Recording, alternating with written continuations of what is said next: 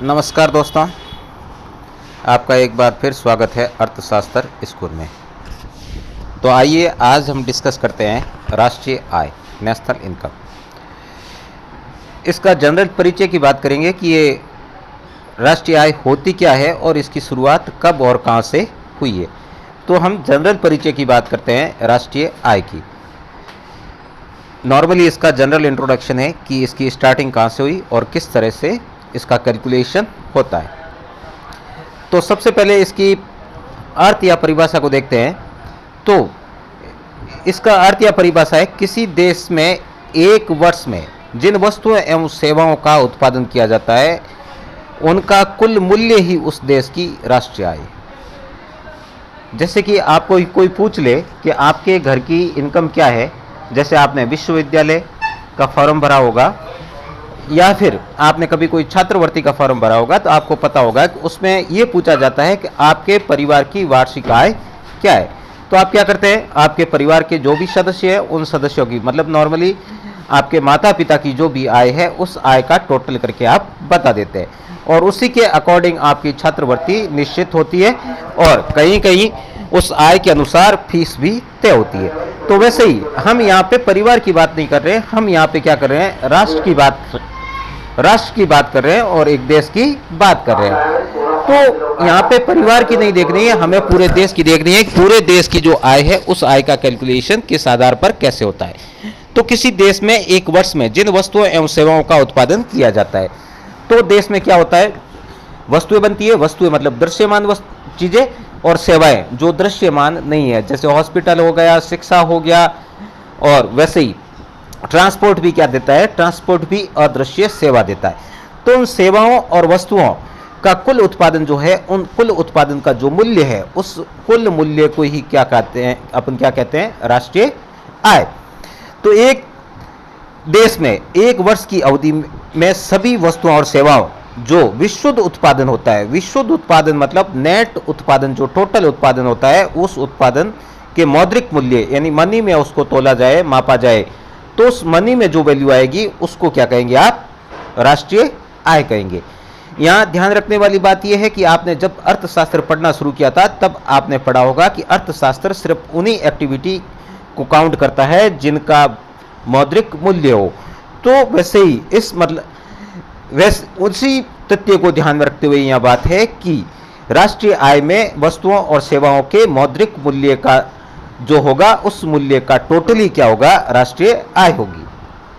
राष्ट्रीय लाभांश कहा जाता है, आय या राष्ट्रीय लाभांश मतलब प्रॉफिट। इसमें विदेशों से प्राप्त आय भी सम्मिलित होती है। अगर विदेशों से किसी प्रकार की आय प्राप्त हुई है तो उसको भी क्या कर देंगे, हम शामिल कर देंगे। विदेशों से आय की प्राप्ति मतलब जैसे आपने कुछ निर्यात किया तो वो निर्यात और उसमें से शुद्ध आय सम्मिलित की जाएगी, यानी कि विदेशों से जो निर्यात किया उसमें से आयात को माइनस कर दिया। और वैसे ही आपके कोई रिश्तेदार वगैरह फॉरेन रहते हैं तो फॉरेन से पैसे भेजते हैं, वैसे ही फॉरेन के जो लोग इंडिया में रहते हैं वो इंडिया से फॉरेन पैसे भेजते हैं। तो उनका भी टोटल जो है वो टोटल निकाल लेते हैं, ताकि वस्तुओं और सेवाओं के मूल्य के साथ विदेशी विनिमय जो भी हुआ है उसका जो बैलेंस है उस बैलेंस को उसमें क्या कर देते हैं, ऐड कर देते हैं। तो इन तीनों चीजों को ऐड करने के बाद हमें क्या मिल जाएगी, राष्ट्रीय आय मिल जाएगी।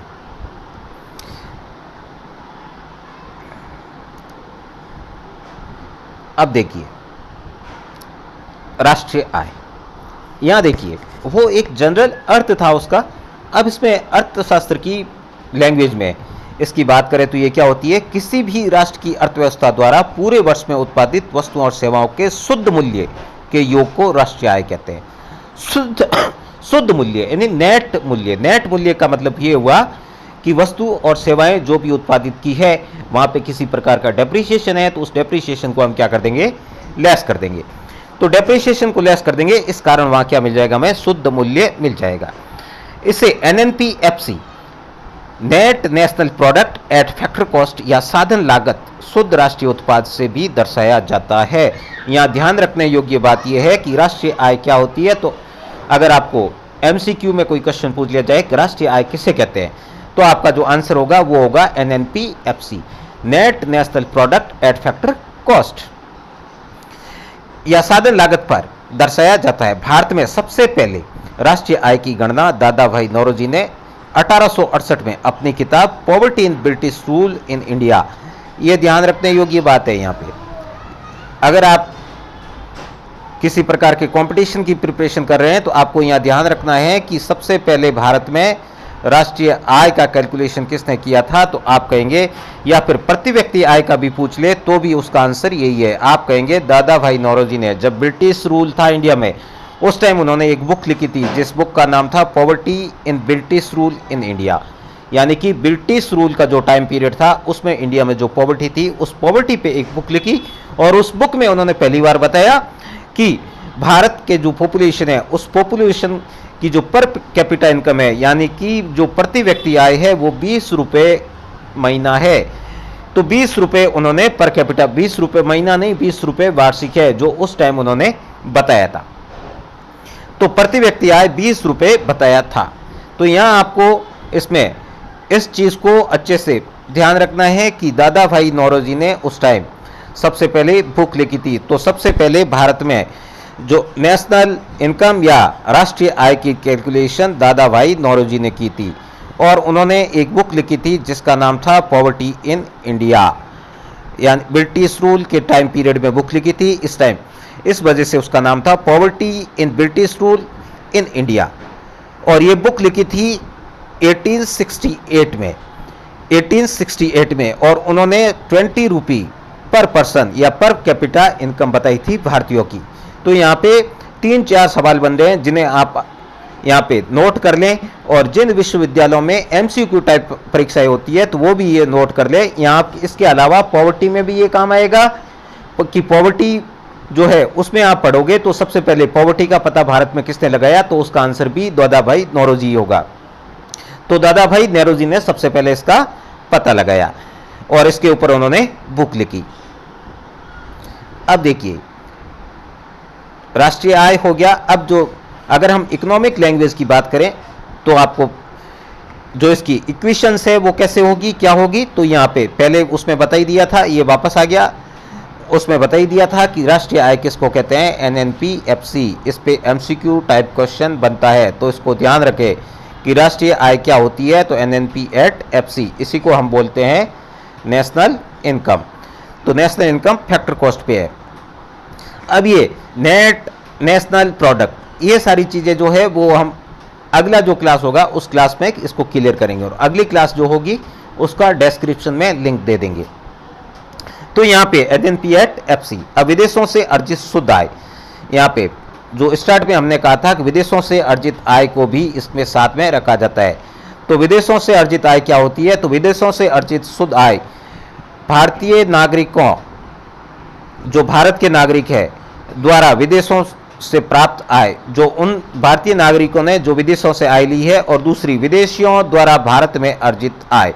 तो विदेशी भारत के लोग जो फॉरेन में रहते हैं वहाँ से कुछ कमा के लाए हैं, उसमें से हमें माइनस करना है भारत में जो विदेशी रह रहे हैं। भारत में जो विदेशी रह रहे हैं यानी कि भारत में हमने देखा है कि नेपाल के, बांग्लादेश के ऐसे लोग भारत में काम करने के लिए आते हैं, तो यहाँ से जो पैसे वो लेके जाते हैं तो वो पैसे क्या होंगे, डिडक्ट होंगे। और वैसे ही भारत के लोग जो यूरोपियन कंट्रीज या फिर गल्फ के जो राष्ट्र है वहाँ रहते हैं, तो उनसे जो वो लोग जो आय लेके आते हैं उस आय को भी हम क्या कर देंगे, प्लस कर देंगे। और वैसे ही यहाँ से जो निर्यात हुआ है तो इसको भारतीयों द्वारा विदेशों में अर्जित आय माना जाएगा, और आयात जो हमने किया है तो वो इसमें माइनस हो जाएगा। अब आगे बढ़ते हैं राष्ट्रीय आय की विशेषताएं। तो एक बार इसको ध्यान रख लें, विशेषताएं, ताकि डेफिनेशन में कभी कंफ्यूजन ना हो। ये पैदा की गई सभी अंतिम वस्तुओं और सेवाओं का मौद्रिक मूल्य है। मौद्रिक मूल्य का अर्थ ये हुआ कि भारत में जो भी उत्पादन हुआ है वस्तुओं और सेवाओं का, उस उत्पादन का मौद्रिक मूल्य है, यानी उसका जो मूल्य है पैसे में, उस मूल्य का टोटली क्या होता है, राष्ट्रीय आय होती है, उसका टोटल। उसके बाद ये देश के सभी निवासियों की आय को शामिल किया जाता है, देश के सारे निवासी, क्योंकि ये राष्ट्रीय आय है तो राष्ट्र के जितने भी लोग हैं उनके द्वारा जितनी भी आय अर्जित की गई है, वर्ष के दौरान कमाई गई है, उस आय को सम्मिलित करता है, और साथ ही इंडस्ट्री को भी सम्मिलित करता है। आय की गणना दोहरी गणना के बिना की जाती है। दोहरी गणना यानी कि एक चीज़ दो बार काउंट ना हो। जैसे हम उत्पाद विधि द्वारा राष्ट्रीय आय का कैलकुलेशन करते हैं तो उसमें क्या करते हैं, इंटरमीडिएटरी गुड्स जो भी है, मध्यवर्ती वस्तुएं जो भी है, तो उस मध्यवर्ती मूल्य को क्या कर देते हैं, हटा देते हैं। अगर मध्यवर्ती को काउंट कर देते हैं तो क्या हो जाती है, दोहरी गणना होती है। तो राष्ट्रीय आय दोहरी गणना को एक्सेप्ट नहीं करता है। तो दोहरी गणना को एक्सेप्ट नहीं करने के कारण इसको कहते हैं कि ये जो है वो दोहरी गणना के बिना आय का टोटल है। उसके बाद एक वर्ष के लिए की जाती है, यानी कि राष्ट्रीय आय जो है वो किसी विशेष पर्टिकुलर एक साल के लिए होता है। एक साल में उस पर्टिकुलर देश के लोगों ने कितनी आय अर्जित की है उसे देखा जाता है। नेक्स्ट वन, इसमें प्रत्यक्ष कर शामिल नहीं होते हैं। ये क्या, इसको हमने जब देखा था तो इस क्या लिख रखा था कि राष्ट्रीय आय हम किसको कहते हैं, तो उसमें दे रखा था एनएनपी एट एफसी, क्या कहते हैं, फैक्टर कॉस्ट। और फैक्टर कॉस्ट का मतलब हो गया कि वो साधन लागत पर है, जो फैक्ट्री मूल्य है उस पर है, मार्केट प्राइस पे नहीं है। और मार्केट प्राइस पे नहीं होने के कारण क्या होगा, ये जो है वो अप्रत्यक्ष कर को शामिल नहीं करता है। अब आपके पास क्वेश्चन आता है कि राष्ट्रीय आय में अप्रत्यक्ष मूल्य जुड़े होते हैं या नहीं, तो आप आंसर होगा नहीं। क्यों नहीं होता है, क्योंकि इसकी कैलकुलेशन फैक्टर कॉस्ट पे होती है या फिर हिंदी में साधन लागत पर होती है, ना कि मार्केट प्राइस पे। मार्केट प्राइस पे नहीं होने के कारण, बाजार मूल्य पे नहीं होने के कारण इसकी जो कैलकुलेशन है वो कैलकुलेशन अप्रत्यक्ष मूल्यों को शामिल नहीं करती है। अप्रत्यक्ष मूल्य यानी अप्रत्यक्ष करों को शामिल नहीं करते हैं, यानी जो कॉर्पोरेट टैक्स है या फिर अलग तरह के जो टैक्सेज है जिसे उपभोक्ता की बजाय जो फैक्ट्री है वो फैक्ट्री जिन्हें देती है, उस तरह के भुगतानों को शामिल नहीं किया जाता है। उसके बाद लास्ट में डेप्रिसिएशन, तो इसमें डेप्रिसिएशन जो है वो क्या कर लिया जाता है, घटा लिया जाता है। तो डेप्रिसिएशन घटाने के कारण जो फर्स्ट है इसको क्या बोलते हैं हम, नेट। अगर डेप्रिसिएशन ऐड होता है तो ये क्या बन जाता है, जी। तो जो जीडीपी होता है, जीडीपी में अप्रत्यक्ष कर जो है वो जुड़े हुए होते हैं और साथ ही डेप्रिसिएशन भी क्या होता है, जुड़ा हुआ होता है। इस कारण वो जीडीपी होता है। इसमें ये संकलन आय हैं, इन संकलन आयों पे आपको एक अलग से क्लास देंगे जिसका लिंक इसमें दे दिया जाएगा। अब देखिए एक बार पुनः देखते हैं कि भारत में राष्ट्रीय आय की शुरुआत, राष्ट्रीय आय गणना की शुरुआत कब से हुई और कैसे हुई और वर्तमान में कौन करता है। तो यदि अर्थशास्त्र की भाषा में बात करें तो शुद्ध प्राप्त आय, घरेलू उत्पाद, एनएनपी एट एफसी राष्ट्रीय आय कहलाती है। और ये जो राष्ट्रीय आय कहलाती है, भारत में राष्ट्रीय आय की गणना कौन करता है, तो उसका उत्तर होगा कि भारत में राष्ट्रीय आय की गणना सीएसओ करता है। कौन करता है, सीएसओ करता है, यानी कि केंद्रीय सांख्यिकी कार्यालय। कौन करता है, सीएसओ, सेंट्रल स्टैटिस्टिकल ऑफिस, या फिर इसे हिंदी में कहेंगे हम केंद्रीय सांख्यिकी कार्यालय। उसके बाद सीएसओ की जो स्थापना है वो स्थापना 2 मई 1951 में हुई थी। कब हुई थी, 2 मई 1951 में।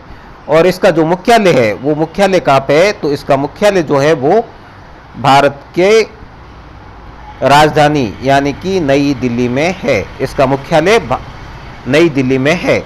और सर्वप्रथम दादा भाई नौरोजी ने भारतीय राष्ट्रीय आय की गणना 1867-68 में की थी। इन्होंने सबसे पहले ये गणना की थी और वो पहले ही हमने बता दिया था। और उसमें प्रति व्यक्ति जो आय है उसका मेजरमेंट हुआ था 20 रुपए। कितना, 20 रुपए। धन के पलायन सिद्धांत के आधार पर की थी। और इनकी जो कैलकुलेशन थी वो धन के पलायन सिद्धांत, मतलब धन जो है वो कितना सर्कुलेट होता है या माइग्रेट होता है, एक पर्सन से दूसरे पर्सन पे जाता है, तो इस आधार पर की थी। इसके बाद वैज्ञानिक आधार पर, अब ये तो क्या थी, इन्होंने जो कैलकुलेशन की थी वो रफ आधार पर की थी। उसके पीछे कोई वैज्ञानिक या लॉजिकल, स्टैटिकल इस तरह के टूल्स यूज नहीं किए थे। पहली बार टूल्स के साथ जो गणना की थी वो कब हुई, 1931-32 में। ये भी ब्रिटिश रूल की ड्यूरेशन में हुआ, भारत की आज़ादी से 15 साल पहले। और ये जो गणना करने वाले व्यक्ति थे वो थे VKRV राव ने राष्ट्रीय आय की गणना की और उन्होंने प्रति व्यक्ति आय जो है वो 62 रुपये बताया। भारत में आज़ादी से पहले जो प्रति व्यक्ति आय है वो कितनी थी? 62 रुपये।